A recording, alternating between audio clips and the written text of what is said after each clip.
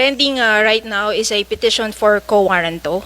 So for case adjudication, we have a petition for Quo Warranto against one of the members of the Senate filed on July 15, 2025 on the ground of alleged ineligibility due to citizenship. And then on August 5, 2025, the tribunal appointed a new secretary of the tribunal. And as of September 23, 2025, the following members of the Senate took their oath of office as members of the tribunal. Senators Pia S. Cayetano, Senator Francis Kiko N. Pangilinan, Bam Aquino, and Alan Peter Cayetano.